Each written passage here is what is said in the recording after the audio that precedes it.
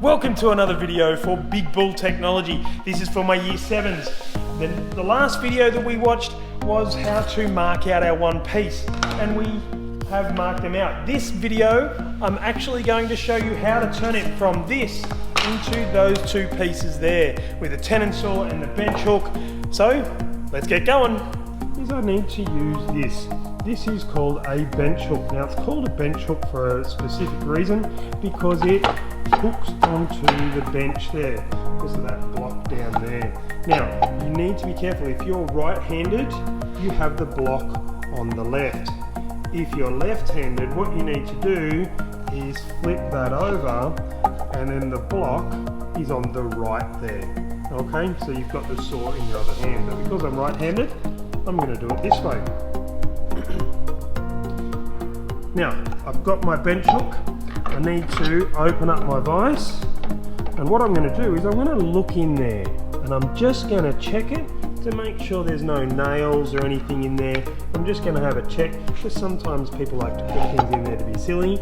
And then I'm just going to sit down and put my bench hook in there just like that. I'm right-handed, so the block is on the left there. And then I'm just going to tighten that up like that. And now it's not going to go anywhere because it's nice and firm.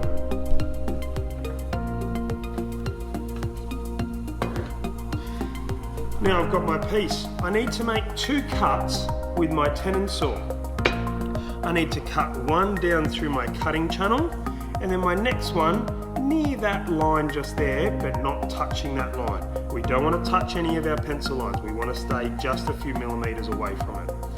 So we're going to put our piece on there, and you can see the cutting channel isn't over the edge of my bench hook, but it's sitting just on the end there, nice and close to the edge of the block there.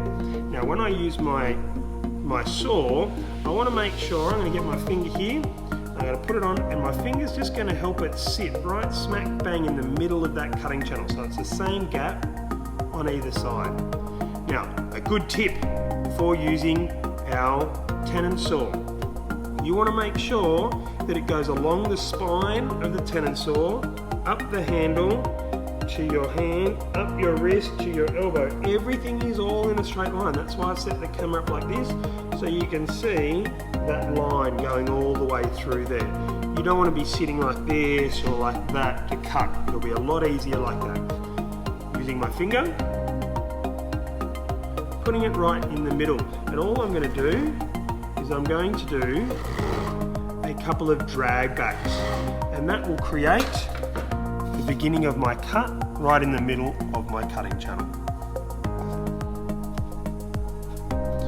Once I have my little cut there, I'm then going to start nice and easy, and I'm just going to start bringing that back, and I'm watching on both sides here, making sure, I'll blow that away, making sure that I'm not near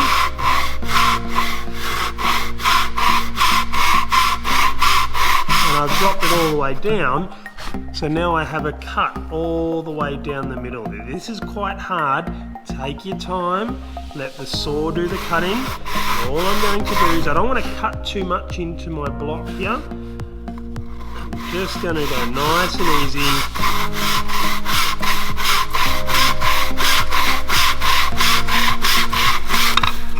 And cut that off. And you'll notice that my cut is just a few millimeters off on both sides there. Now you need to do the same to the end there by dragging a few back, just a couple of millimeters off that line.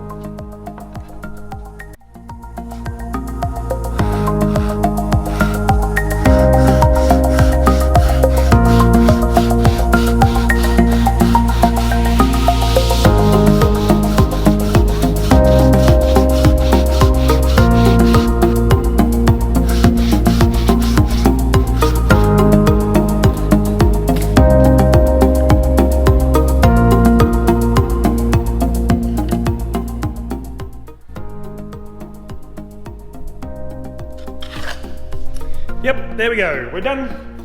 We've turned it from one piece into our front and back. So I hope you can watch his video a couple of times while you're doing it, just to give yourself a little bit of advanced knowledge on how to do it, how to use your tenon saw, how to use the bench hook, just that little bit nicer to end up with that perfect quality. Now the next video I'm going to show you is how to actually mark these out. Mark them out so we can get ready to start cutting. So, see you in the next video.